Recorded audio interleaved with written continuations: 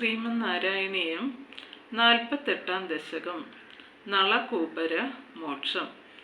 മുദാസുരൈസ്തമുദാരസമ്മതൈ ദുദീര്യദാമോദര ഇത്യഭിഷ്ടുത മൃദുദര സ്വൈരമുലുഖലേലഗൻ നദൂരദോദൗ കകുഭാവദക്ഷൈത. സന്തോഷപരവശരായ ദേവഗണങ്ങൾ അങ്ങയെ ദാമോദരൻ എന്ന പേരിൽ സ്തുതിച്ചു. ബന്ധനം മൂലമുണ്ടായ വേദന സഹിക്കാൻ കഴിവില്ലാത്തത്രയും മൃദുവായ ഉദരത്തോടു കൂടിയ അങ്ങ് ഉരലിനോട് ചേർന്ന് നിൽക്കവേ അടുത്തു തന്നെ സ്ഥിതി ചെയ്തിരുന്ന 2 മരുതുവൃക്ഷങ്ങളെ കണ്ടു. കുബേരസൂനുർനള കൂബരാഭിധ പരോമണിഗ്രീവ ഇതി പ്രധാംഗത മഹേശ സേവാധിഗത ശ്രിയോന്മദൗ ചിരം കില ത്വതിമുഖാവഖേലത.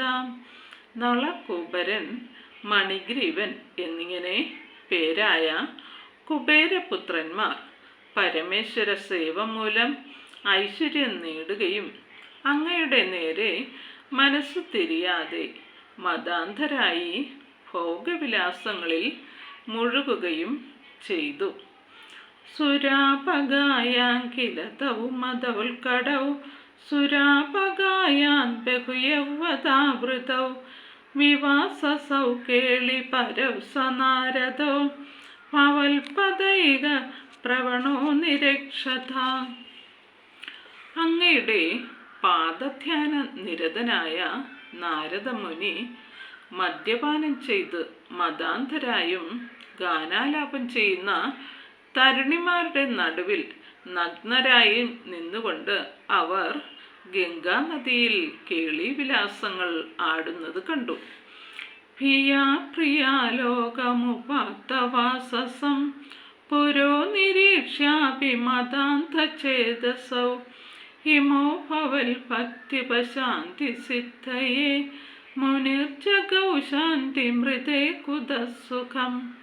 ഭീതി മൂലം വസ്ത്രങ്ങൾ ധരിച്ച പ്രിയമാരെ തങ്ങളുടെ മുമ്പിൽ കണ്ടിട്ടും മതം മൂലം സ്ഥിരബുദ്ധി നശിച്ചിരുന്ന അവർ തങ്ങളുടെ കേളികൾ തുടരുന്നത് കാണുകയാൽ അങ്ങയുടെ നേരെ ഭക്തിയും തദ്വാര ശാന്തിയും സിദ്ധമാക്കുന്നതിനു വേണ്ടി മഹർഷി അവരെ ശപിച്ചു.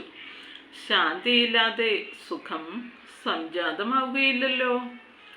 യുവാമവാപ്തൗ കകുഭാത്മതാഞ്ചിരം ഹരി നിരീക്ഷ്യാഥ പദം സ്വമാപ്നുതം ഇതീരിതൗ തൗ ഭവതീക്ഷണസ്പൃഹാം ഗതൗ വ്രജാന്തേ കകുഭൗ ബഭൂവതൗ.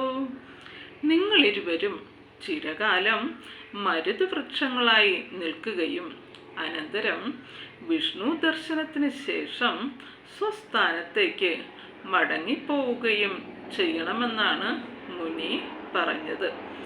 അവർ തങ്ങൾക്ക് അങ്ങയുടെ ദർശനത്തിന് വ്യഗ്രത പൂണ്ടവരായി അമ്പാടിക്ക് സമീപം മരുതുവൃക്ഷങ്ങളായി തീർന്നു. അതന്ത്രമിന്ദ്രദ്രുയുഗം തഥാവിധം സമേയുഷാമന്ധരഗാമിനാ ത്വയാ തിരായിതോലുകലരോധ നിർദ്ധത്തൗ ചിരായ ജീർണൗ പരിപാതിതൗ തരു. മെല്ലെ ചെന്ന് 2 മരുതുവൃക്ഷങ്ങളെയും കൂസൽ കൂടാതെ അങ്ങ് സ്പർശിച്ചു. അങ്ങയാൽ ചലിപ്പിക്കപ്പെട്ടിരുന്ന ഉരൽ വിലങ്ങനെ തടഞ്ഞു നിൽക്കുക മൂലം ജീർണിച്ചു നിന്നിരുന്ന ആ വൃക്ഷങ്ങൾ താഴെ വീണു. അഭാജ്യശാഖേദിതയം യഥാ ത്വയാ തദൈവ തൽഗർഭതലാന്യരേഷുയാ മഹാതിഷായക്ഷയുഗേന തൽക്ഷണ ദഭാജി ഗോവിന്ദ ഭവാനഭിസ്തവൈ. അല്ലയോ ഗോവിന്ദ, അങ്ങ് ആ വൃക്ഷങ്ങളെ നിലംപതിപ്പിച്ചപ്പോൾ അവയ്ക്കുള്ളിൽ നിന്ന് 2 തേജസ്വികളായ യക്ഷന്മാർ പുറത്തു വരികയും അങ്ങയെ സ്തുതിച്ച് നിലകൊള്ളുകയും ചെയ്തു. ഇഹാന്യഭക്തോപി സമീക്ഷ്യതിക്രമാൽ ഭവന്തമേതൗ ഖലു രുദ്രസേവകൗ മുനിപ്രസാദാത് ഭവതംഘ്രിമാഗതൗ ഗതൗ വൃണാനൗ ഖലു ഭക്തിമുത്തമാം. ഇഹത്തിൽ മറ്റു ഈശ്വരന്മാരെ സേവിക്കുന്നവർ പോലും ക്രമേണ അങ്ങേ തന്നെ ആശ്രയിക്കും. പരമേശ്വര സേവകരായ ഇവർ മഹർഷിയുടെ അനുഗ്രഹം മൂലം അങ്ങയെ ആശ്രയിക്കുകയും ഉത്തമമായ ഭക്തിയെ വരമായി യാചിച്ച് പഴയ സങ്കേതത്തിലേക്ക് മടങ്ങിപ്പോവുകയും ചെയ്തു. തതസ്തരു ദാരുണാരവ പ്രകമ്പ്യ സമ്പാദിനി ഗോപമണ്ഡലേ വിലജ്ജിതത്ത ജനനി മുഖേക്ഷിണ വ്യമോക്ഷി നന്ദേന ഭവാൻ വിമോക്ഷത. വൃക്ഷങ്ങൾ വീണപ്പോഴുണ്ടായ ഭീകര ശബ്ദത്താൽ പരിഭ്രാന്തരാക്കപ്പെട്ട ഗോപാലകന്മാർ വന്നെത്തി. അപ്പോഴേക്കും വ്രീളാവസകിയായ മാതാവിൻ്റെ മുഖത്തേക്ക് നോക്കിക്കൊണ്ട് നന്ദൻ അങ്ങയെ ബന്ധനത്തിൽ നിന്നും മോചിപ്പിച്ചു. മഹീരുഹോ ഓർമധ്യഗതോ ബദാർഭകോ ഹരേ പ്രഭാവാദ പരീക്ഷതോധുന ഇതി ബ്രുവാണേർഗമിതോ ഗൃഹം ഭവാൻ മരുൾപുരാധീശ്വര പാഹി മാങ്ക്യതാൽ.